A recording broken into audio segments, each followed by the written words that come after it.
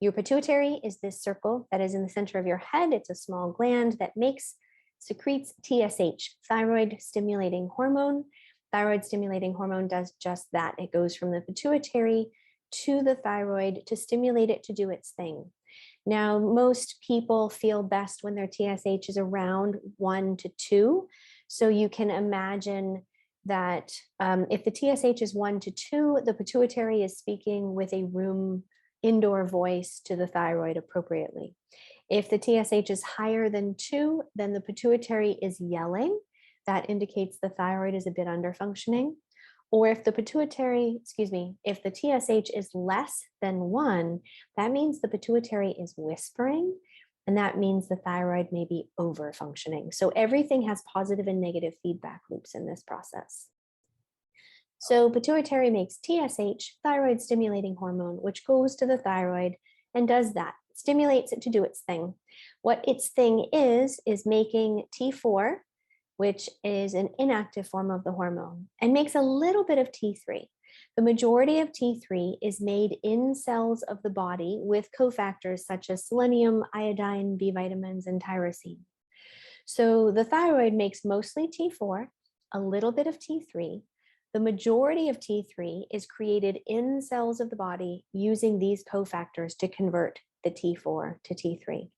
So when I'm running a complete thyroid lab, I will run TSH, free T4, free T3. That's the beginning.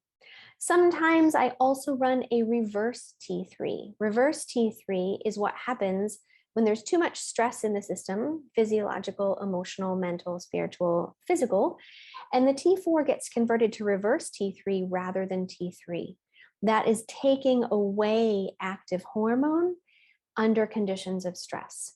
Now, for those of you who work with me much at all, you know that I have faith in the brilliance of the human body. And so I trust that there is a reason the body creates reverse T3, an inactive form of the hormone, under times of stress. I have yet to find what that reason is. So if any of you know, feel free to share ponderings. So sometimes I will run the reverse T3 just to complete the picture. Now, this is just about thyroid and pituitary thyroid interactions. Remember, I mentioned that there were all positive and negative feedback loops. So if there's enough T3 and enough T4, it feeds back to the pituitary and says, hey, we have enough. So then the pituitary will stimulate the thyroid less to keep everything in balance.